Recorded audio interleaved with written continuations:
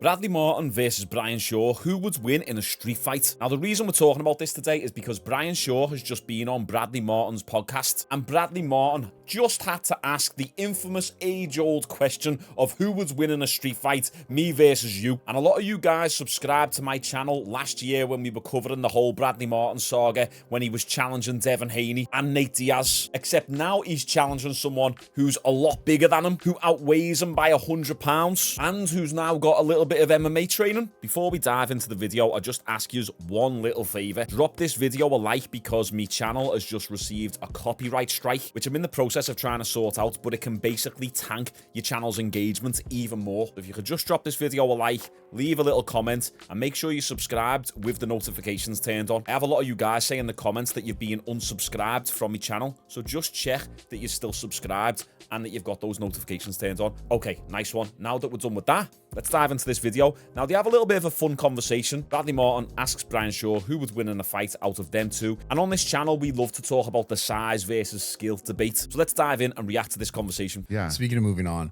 fighting, Okay. Because I figured we needed to go to a different. First question, obviously, this is a very important question. It's very important. Who wins in a street fight, me or you? Okay. Here we go. Oh, it's crazy. You know, because I think I could, I think I can get a knee. A knee? I get it like a flying knee? No, I think I could pop one of those knees out. Oh, you would get one of my knees. Because you're so high up. Yeah. They can go for a knee. Right, I like Bradley's line of thinking, because when I done a video talking about how I would beat Bradley Martyn in a fight, I talked about going for the knees, hitting him with an oblique kick right to the patellas, dance around on the outside, low kick, oblique kick, dance around, low kick again. That's the way you beat someone bigger, but you've got to be on your bicycle, you've got to be moving fast, you've got to have that footwork. Has Bradley Martyn got that footwork in order to do that to Brian Shaw? I don't know, you know. When you're the smaller guy, what's your advantage? It's usually going to be your cardio and your movement and your speed, so you have to use those attributes against the bigger opponent. Unfortunately, Bradley doesn't really have movement or speed. I don't really know what his cardio was like, so up to now, I'm taking Brian Shaw in this imaginary street fight. Next, they talk about when they actually had a little bit of a grappling exchange in Bradley's gym. You do remember that we hold on. I know what you're talking about. Yes. That was a very, very bad location. When we did that, a bad location. It was a very bad location. It was a location, though. Yes, but Yeah. you know, if we were out on the street, we had more space. I had more scramble. How room. much space did you need? I just need more scramble room. Did you? Yeah, I needed more scramble room. But I had a hold of you. How are you going to get away from that? That's because we started now because I remember the clip because it went viral. Yeah, which I hated because my hair looked terrible. Anyways, I hated it, but it's all good. Yep. So I remember that situation in real time. Obviously, I was there. Yeah, we started together. Okay, so you had it was like, yo, let's film this, and we started together. If it was a street fight, but it happens. It was just a reaction from me. No, but we started together. Meaning it was I thought we were let's. It was too close for you. No, not too close. We started already together. You know, I had no scramble room, and then you pushed me up against the treadmill. I don't know about that. I feel like I just grabbed you. It was just it was just like, bro, you don't straight in. No, I swear, we started together. We started you don't remember that? Hands together. No, which I would have never started a street fight against you hands together. Yeah, that's the worst thing. So right here, the debating about how the little grappling exchange started. Brian Shaw said that he just went for Bradley Martyn. Bradley Martyn said that we started together. And if you're starting together, that's going to give the advantage to the bigger person. Remember, when you're fighting the bigger person, you've got to stay away from them. Let's actually take a look how it went down. Okay. Okay, fair enough. I could have put my foot in front of that. Be fair, you're strong though. I just was trying to stress it. Yeah. You look good too. I don't know why you were so scared to take that off. I just had an excitement quiver. I unraveled the audition posters and I had an excitement quiver. I get very excited about things and I do that. And it's normally closer to production that I do it. It's just an involuntary thing that I get. Now, as you can see, Bradley was right. They started together. You would never start a street fight like this. Do you know what? I'm going to stop myself right there.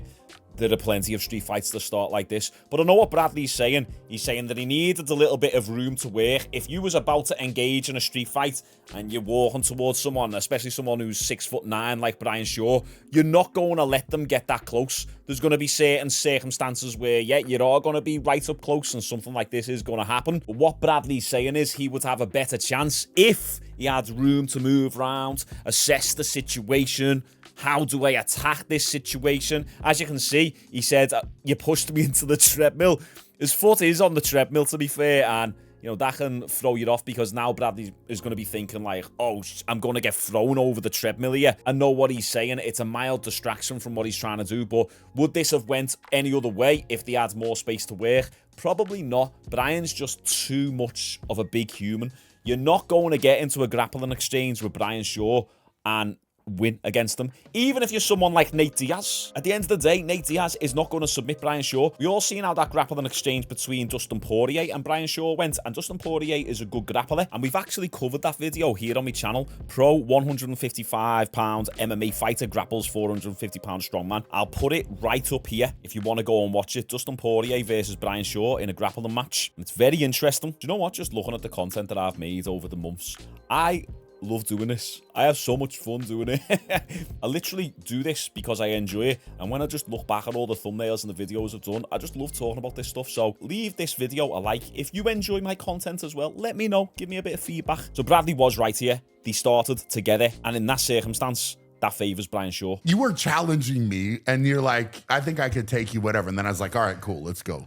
No, but It was basically like that. That's basically what happened. it wasn't. I will admit, because I always joke about if I get my hands on him, it's if you get your hands on me, it's a problem. Yeah, but I think yeah, I could pop a knee out, dude. So your tactic would be to start a little bit further back and come To tire you out a little bit. You know how people would look at me and be like, "We'll tire this big dummy out." Yeah. I would tire, but then I'm like, he's like a really well-versed strongman. He's good with endurance strength. I'd get a weapon. To be honest, talking about a street fight, I'd get a weapon. I'd have to have a weapon against you. What type of weapon? I think some sort of club. A club? Yeah. Okay. Do I get a club too? No. Just, Come on. Okay. You're Jesus Christ. You're like 400 pounds. All right. Yeah. Yeah. I get So a club. no club. You get a club. I get a club. Okay. And I think I swing that mother. I get one good swing and I could, you know? How big of a club? I don't know, dude. Like Good size? Like a 60-pound club. 60. Yeah, just You think bang. you think you could get that moving fast enough? No, actually, no, you're right. You probably You're want right. 30. lighter. Yeah, you're right. In all honesty, I don't even think a club would be useful against Bryan Shaw. All he's got to do is lift his arms up as you swing and somewhat block it with his gigantic forearms, and then just grab you like, and you're dead. Here's the problem though. When we did that, I had not trained at all. I rolled my ankle the night before. Was it? Yeah, I was hurt. Yeah. I have more experience. I know. And that's the thing, at the time of this grappling exchange, Bryan Shaw hadn't had any MMA training or grappling experience. This is him just doing whatever comes natural to him. Let me just grab the guy and pick him up. Bradley had done a little bit of training, done a little bit of BJJ, but nothing crazy. He'd done like a few sessions. So this is Bryan Shaw in an untrained state. Now this part's cool because Bryan Shaw actually talks about the strongman MMA fight that he was meant to have in February that all fell through, and we covered that entire build up to those fights here on this channel. I've still got one more video to do as well, exposing a few more things about that strongman MMA event that Eddie Hall was meant to compete in, Bryan Shaw, Mitch Hooper, Martyn Ford. So make sure you're subscribed for that video. But Bryan Shaw gives a little bit more of an insight into what happened. So the team I had was amazing, right? Yeah. What happened to the fight? I don't get it. So the fight was meant to be February 17th, and the way we had the contract structured is I wanted paid up front, a good part of it, so that I knew I wasn't going to be going to the fight and then not getting paid after. Yeah. Right. I mean, we've so seen that was happen to weird, TikTok fighters. And, yes. Yeah. And I was like, I'm not playing that game. So basically the way it got set up, it did end up protecting me because the contract, the promoters missed the date,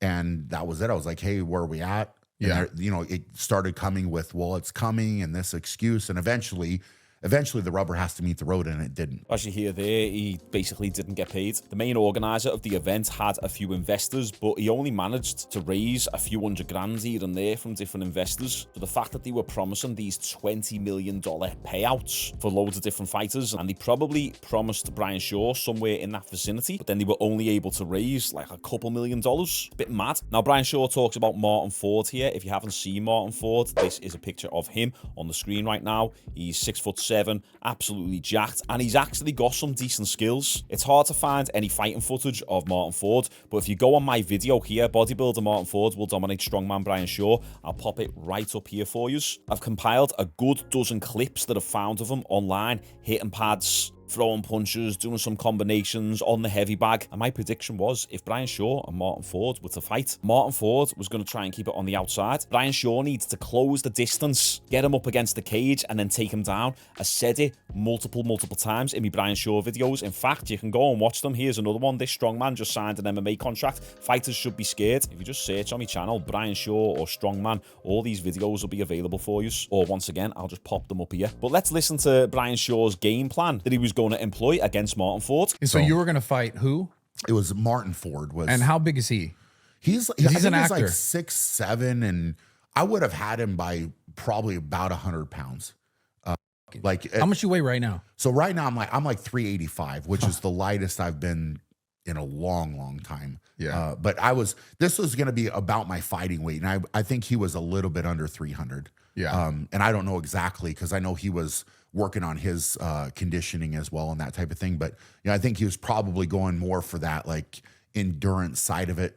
Probably Tire some you more out. striking, and my game was going to be more control the outside six, get him to the wall, Crush him. take down. Yeah. And then if I could take him down, then it was going to be game over in my mind. Yeah. But I needed to get there. And I think for him, that's probably not where he wanted to get. 100%. Yeah. So there you go. You heard Brian Shaw talk about his game plan. He was going to get Martyn Ford up against the fence, take him down, ground and pound, which sounds good in theory. Obviously, Brian Shaw has got the body mass, but we're not talking about Brian Shaw fighting Dustin Poirier again. We're talking about Brian Shaw fighting Martyn Ford, who was 270 pounds and practiced grappling fairly frequently, or so it seemed. If you go and watch this video about Martyn Ford, the one that I popped in the corner, there's some footage of him grappling, and he certainly knows what he's doing on the ground. So although Brian Shaw's game plan was to take Martyn Ford down and use his body weight and keep him there, I honestly don't know how successful he would have been if he was able to do that. Would Martyn Ford be able to just get back to his feet or reverse the position? It's hard to say because we haven't really seen much recent footage of Martyn.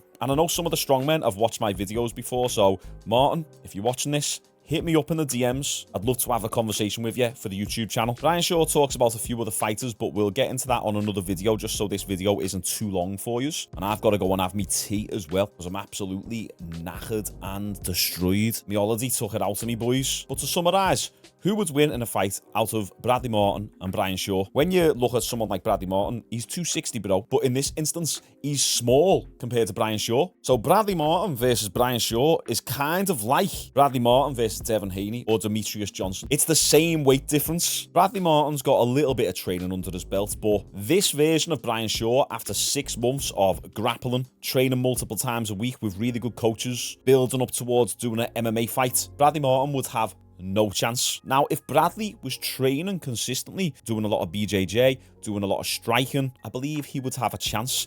A lot of people, especially grapplers or just big people like Brian Shaw, who don't really have any martial arts experience, they believe that they can just grab you and crush you, and they forget about the fact that they have to get to you in order to do so. And that thought process was initially brought up by Bradley Martyn last year when he was talking to Devin Haney, and Bradley was saying, I'd just grab you, but Devin Haney was saying, yeah, but I can crack you on the way in. And a lot of people underestimate that. Yeah, the wrestler can dictate where the fight goes, but a good striker can fight on the back foot and catch you and counter you as you're coming in for that takedown. So in this case, if Bradley was really good at striking and Brian Shaw came in like the Jolly Green Giant, Bradley would be able to back up, stay light on his toes, and probably catch Brian Shaw on the way in. And the one thing that you hope for in cases like these is that the bigger person hasn't really been in many fights or hasn't been punched that much. And when they get punched, they don't like it and they get scared and the fear kicks in, and then they really don't want the smoke, then that's what you've got to bank on with a lot of these bigger people. Anyway, what do you guys think? Comment your thoughts down below.